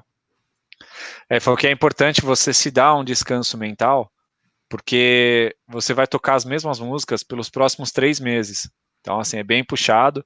E pela dificuldade, por todo o estresse dos ensaios, como é puxado, tudo, durante esse tempo, assim, você tem que se divertir, é algo necessário para você se manter bem. Ok? I think as far as everyday tour life goes as well, people tend to misinterpret what a front ensemble does during the day. Let me translate this. Ele diz que conforme o tempo vai passando, as pessoas tendem a entender errado, né? Entender mal o que o Front Ensemble está fazendo. Why? I feel the misconception, and this started. It was the same in high school. People tend to think that within the drum corps, within our group of people, think we just kind of stand around and drink water, and we stay more hydrated than everyone else. But we have a lot of weight to push.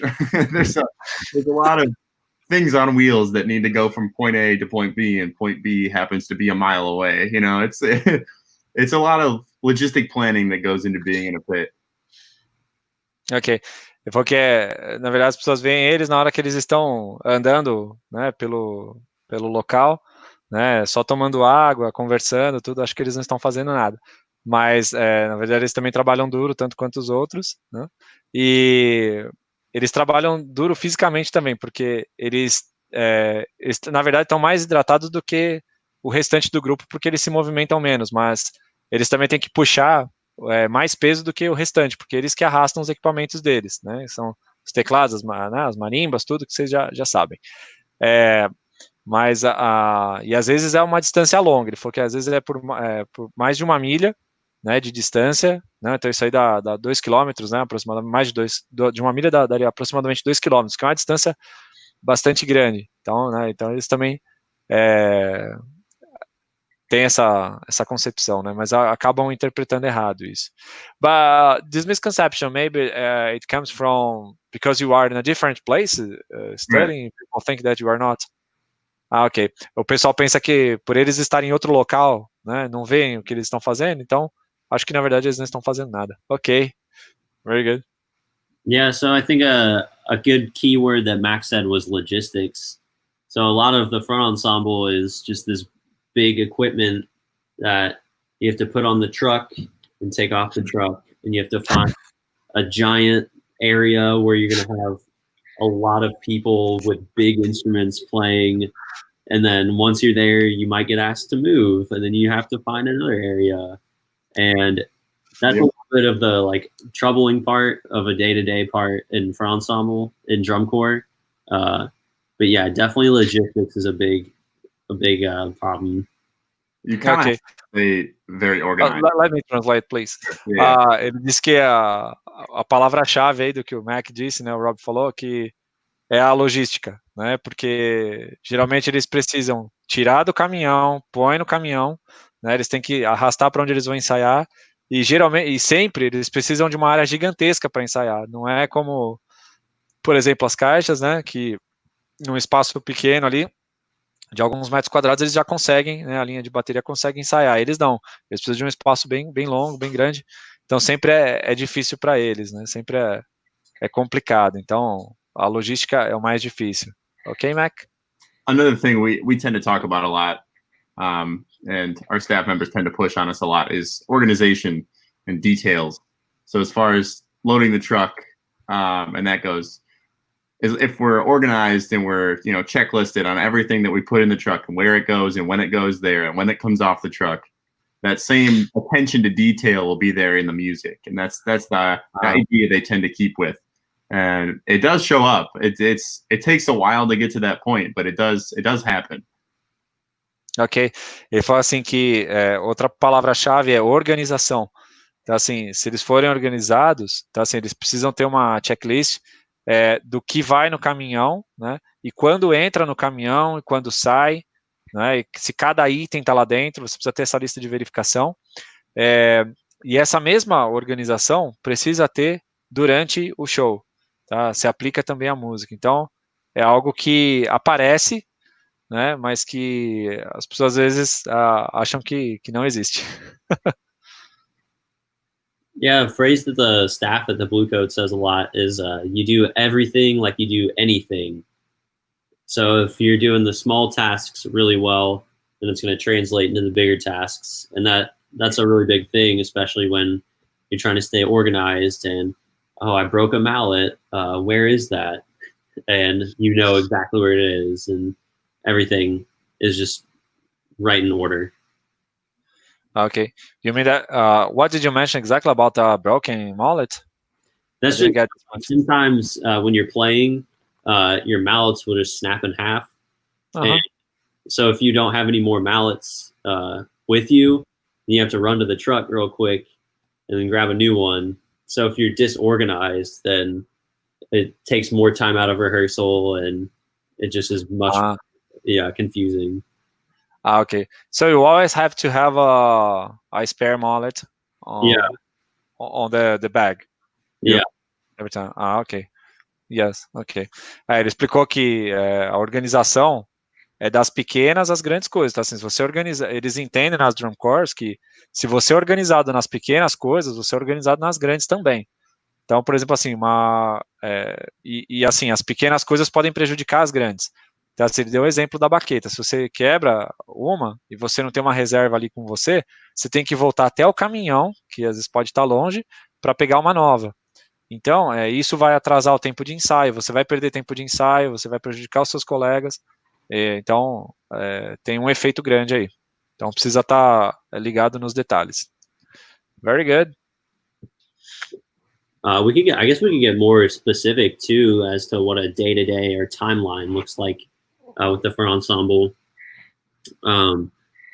So the first month of the season is spring training, where you're in one location and you're just learning the show.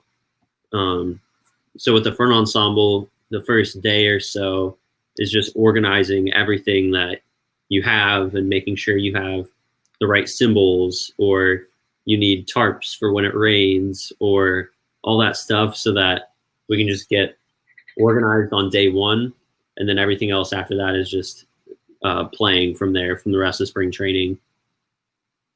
Okay, you said you need to have tarps for it's in case of rain. Yeah. So you have to cover everything because it doesn't research water. We get into panic mode a little bit. Yeah. Everybody's panic mode. Yeah. Okay.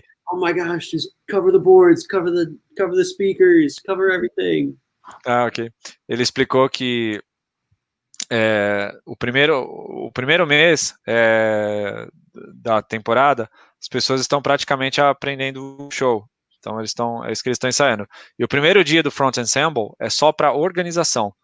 Então, eles organizam tudo, onde vão as baquetas, fazem um esquema de logística, eles fazem um esquema de colocação dos instrumentos, tudo para ficar certinho, né, o ambiente deles. E até mesmo tem um plano de pânico, né, o modo pânico. Se começar a chover, eles precisam cobrir os teclados. Então, eles têm até um esquema para isso e que eles combinam já quem vai fazer o quê. Very good. So, every single detail is planned, and every possible situation, you know what to do. As much as we can, yeah. As much as we can, yeah, of course. Okay, very good to know that. Sometimes we'll run into those situations that we're not quite prepared for, such as just rain that comes out of nowhere or something like that, where you just don't expect that it's coming, right? Yeah. That's when, like you said, panic mode happens. Everyone starts sprinting around and trying to grab every single resource and cover everything that's going to get damaged by the rain. Those electronics cost a lot of money, and you need to keep them safe.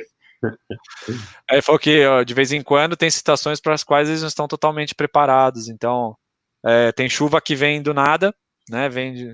Aparece do nada e começa lá a chover. E aí eles precisam cobrir tudo, especialmente as caixas de som, porque são equipamentos caros, né? Even you can lay yourself on the boards too. Right. Até mesmo você deitar sobre os teclados para protegê-los da chuva. Ok, very good. And how about the tour? Things on the road. Once we get sleep, how you sleep, what happens? on tour, the Front Ensemble life changes a little bit from that first month. The routine ends up, once you get to a housing site, you go to sleep and you wake up in the morning and you're in a gym. And the first thing you do as a front ensemble member is unload the truck, or you eat and then you unload the truck. And then that whole day is rehearsing, and then you do the show, and then you drive to another state, and then you sleep on the gym, and it repeats after that. Ah, ok. Ele falou que depois do primeiro mês, a rotina acaba. Né? No primeiro mês você está só ensaiando, então você acorda cedo, vai lá, toma sua refeição, ensaia bastante, né? Tem outra refeição, um break, aí você vai, ensaia e descansa. Durante o tour, isso já não acontece, você acorda cedo, vai, ensaia, né? Você se prepara para o show que vai ter à noite, e aí depois pega a estrada e vai para outro estado, né? Aí você dorme num ginásio, e numa academia, enfim, e aí você vai se preparando, né? Essa que é a rotina que você tem. Então você nunca está no mesmo lugar, especially because you're never on the same place. Right.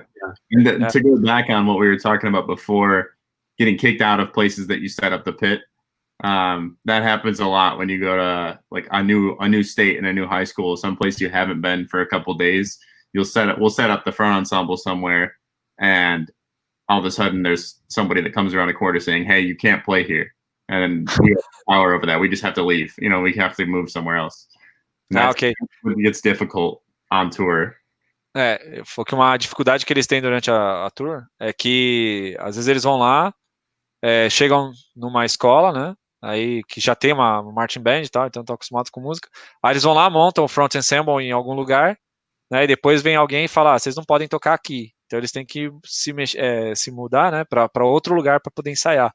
Então ele falou que é uma dificuldade que eles encontram durante a turnê, né, o tour. Good to know that, because it's not all about roses. Yeah, right. Ok, nem tudo são rosas, nem tudo são flores. Ok. Good. Let's proceed to the questions. Yeah. What do you think? Yeah. Sure. Okay. Very good. And how about yesterday we were talking with Matthew Urich, and he said that to play in a drum course, especially in his case because he's a snare drummer, he said that he must be physically prepared like a professional athlete. Does the same happen with the front ensemble? How is your physical preparation? It's a little bit different. It's not as strenuous as someone who's marching, probably, but it is definitely important to have a physical, I don't know, a physical presence about yourself, and be able to hold yourself through the day, because yes, you're just standing there for rehearsal. It still takes a lot of energy, and you're in the sun, and you want to be able to hold up throughout the day. And then also too, with loading the truck and moving from place to place, you don't want to be the person that can't hold up. And then, okay. Yeah. But you have no time to exercise, right? Not really not as much during the season. We'll have like training sessions during spring training, where we'll have probably an hour, and then we'll work out for a little bit as a full core. But then that's as much as the front ensemble really does with the full core to work out. Okay. Eu perguntei para eles que ontem nós estávamos conversando com o Matthew Urich, que ele toca caixa, né? Então ele está marchando o tempo todo, tá correndo e tal. Ele falou que a preparação física deles é quase como de um atleta profissional. E aí eu perguntei para ele se no Front Ensemble acontece o mesmo, como é que funciona isso. E aí o Rob estava explicando que não é exatamente igual, não tem, porque não tem também a mesma exigência, né, física, cardiorrespiratória e tal, aeróbica, mas que eles também precisam se preparar, porque a rotina deles é tão dura quanto dos demais, né? Eles têm que se movimentar de um lugar para o outro também, eles dormem nos mesmos lugares, você tem uma rotina dura de ensaios, longas horas ensaiando, e claro que você não quer ser aquele que não vai aguentar. Então você também precisa se preparar. E eles têm geralmente 1 hora por dia para fazer esses exercícios, mas não é muito na rotina, assim, geralmente quando acontece de encaixar os horários. Legal. Ok, very cool. Let's go. João, temos alguma pergunta? John, do you have questions?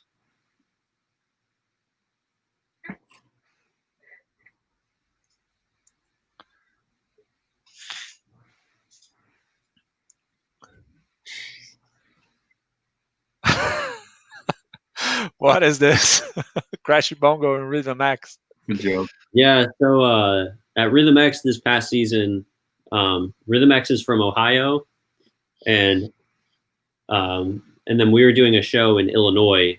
So between those states, it's Ohio and then Ohio, Indiana, then Illinois.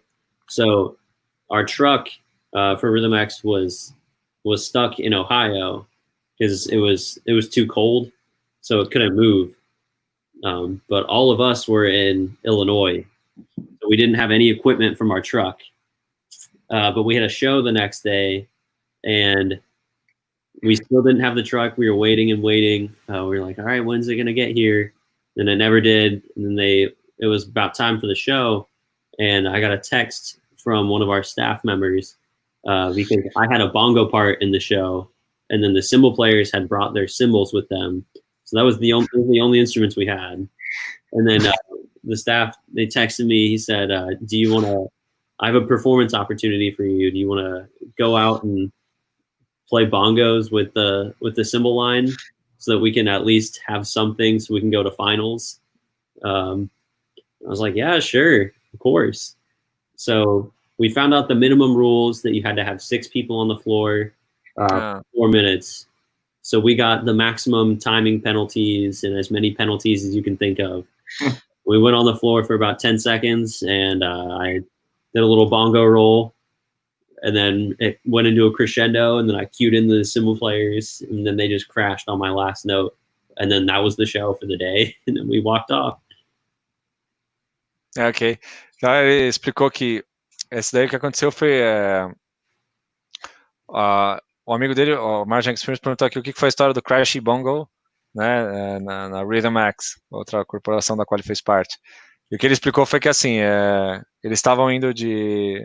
Where are you going from to?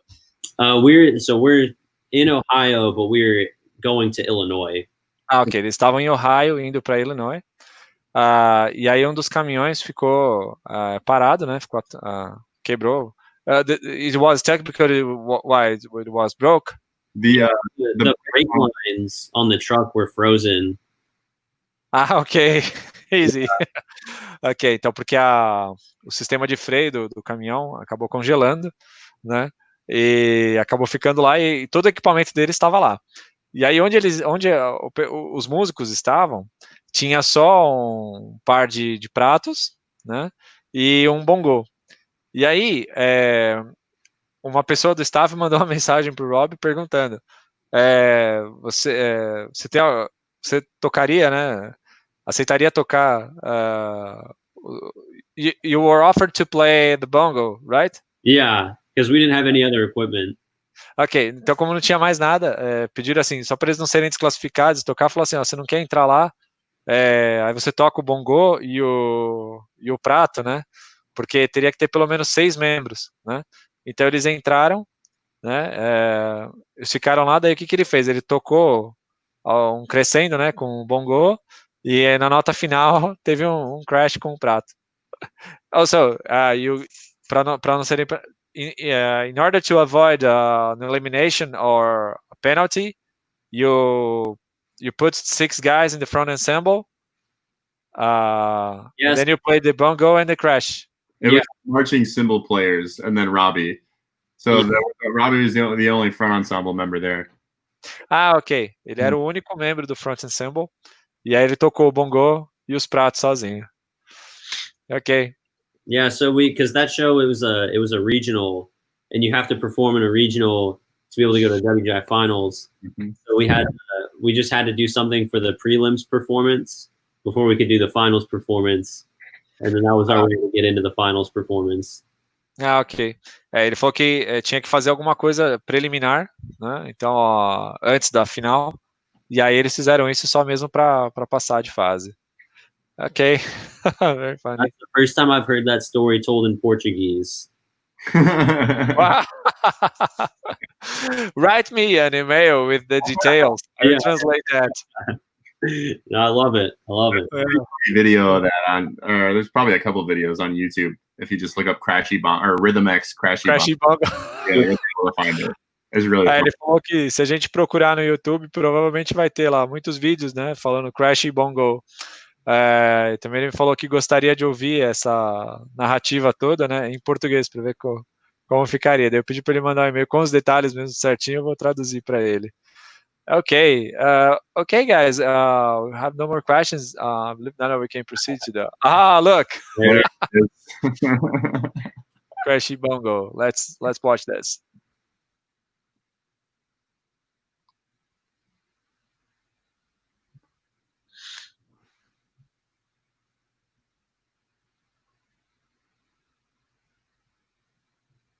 This guy right here is actually my brother.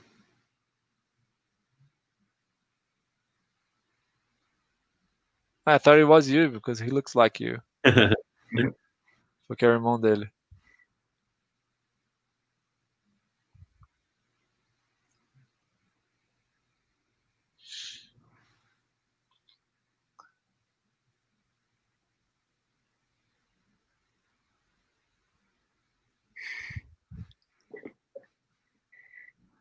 This is the first time I've heard this without volume. Yes. Maybe we can watch that. Talvez, João, podemos publicar o link aí, depois divulgar, né? Porque tá sem som. Okay. We'll disclose the link on our live on YouTube. Great. Because there's no sound. Yeah. Okay, very, very good story. So guys, I'd like to hear your final remarks, or closing remarks. If you want to leave a message to encourage those that are pursuing the way that you got, feel free. It's all yours now, again. Eu falei para eles que agora nós vamos para as considerações finais aqui da nossa live, e se eles quiserem deixar alguma palavra de motivação aí para as pessoas ou alguma mensagem, o tempo é todo deles. Okay.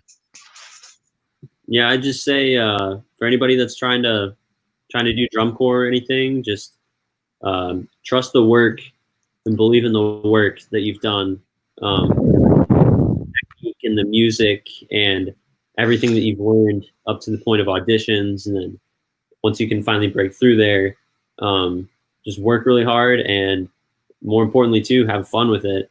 Because if you're just a little robot playing something, not having fun, then what's the point? So work hard and have fun. Ok, tá, as considerações finais dele, assim, se você está trabalhando para entrar numa drum corps, esse é o seu sonho, persiga isso e trabalhe duro, você vai ter os marcos aí de conquistas, você vai conseguir uma hora chegar onde você quer, e principalmente divirta-se, porque é música, é emoção, então você não pode parecer um robô tocando, tá? Então é importante você se divertir. Então, resumindo aí, trabalhe duro e divirta-se. Ok? Mac?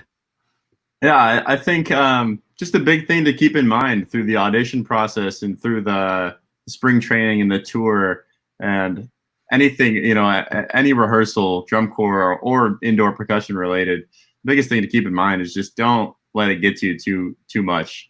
At the end of the day, it is just band. It's not the end of the world. Whatever happens, that may be frustrating. It is. As far as auditions go, like Robby said, don't let that get you down. Keep going. Like we talked about earlier, the staff wants to see you back. And as far as days during the summer, there's going to be really hard days, and you just have to look forward and say, well, it can't get worse than this. It's the positive mindset that keeps this activity positive. You know what I mean? Having a negative mindset is never, it's poison for an activity like this. Ok. Vou começar meio do fim para o começo, mas ele falou assim que ter o mindset errado, né? Se você é uma pessoa negativa nesse meio, né, de drum corps, é um veneno, porque tem muito trabalho duro, né? Tem os ensaios, por exemplo, no caso deles, né, os de primavera, né, spring rehearsals, que assim são duros, é muito treino, muito ensaio, né? Tem o tour, tem a pressão das audições e tudo mais, mas ele falou que a gente tem que ter em mente, tendo tudo isso em mente, lembre-se que é só a banda, é só a música, né? Não precisa pensar que isso é o final do mundo se você não for aceito, ou algo do tipo, né? Também, have fun. Divirta-se. Okay, very good. It's very good to have these positive mindsets because I believe that sometimes you are under a lot of pressure since the audition. Every detail counts. Right. And you're thinking about it every time during 3 months. It's not easy. Yeah. Exactly. Comentei com ele que tem que se divertir porque vocês estão sob pressão durante 3 meses. Né, muitos detalhes, então desde a audição, né, tá passando por pressão, então não pode levar isso muito a sério, porque senão realmente não vai fazer bem. Okay, guys, once more I would like to thank you for your presence here. Your information are really very valuable for us. Okay, you have no idea, because we have a lot of music movement in Brazil. Nós temos muitos movimentos musicais no Brasil, mas a informação de vocês é valiosa, especially because we don't have a kind of drum course here, and your music experience shows us a lot of what we can improve. Eu falei para ele que nós não temos algo como as drum corps, como a Bluecoats ou Blue Devils no Brasil, então a experiência que eles estão nos passando é algo muito valioso para a gente ver o que nós precisamos melhorar para chegar ao nível deles. Okay, so just say something in Portuguese now. I will mention some special thanks, okay? Então, agradecemos a todos que estiveram juntos conosco aqui no dia de hoje, nossos parceiros, colaboradores dos Estados Unidos, Colômbia, Brasil e todo o nosso time do MXP, João, Wilker e Bruno. Okay, thank you for all of you that were here together with us today. Thank you to all our partners and collaborators from the USA, Colombia, Brazil, and our MXP team, João, Wilker, and Bruno. Okay, our special thanks also to our sponsors and collaborators. Nosso muito obrigado aos patrocinadores e colaboradores. Liga Brasileira de Bandas e Fanfarras, Aula Virtual de Música de Espanha, from Spain. FOM Studio e Brasil Bandas, também Portal Brasil Sonoro, Toque 2, Unibandas TV, Canal Banda Show, Thiago Blumen Music. Então é isso, pessoal, inscrevam-se no nosso canal e até a próxima live. So that's all, folks, for today. Thanks so much for being here, and don't forget to subscribe in our YouTube channel, and I see you in the next section. Thanks so much. Thank you very much. Bye-bye, take care, stay safe. Bye.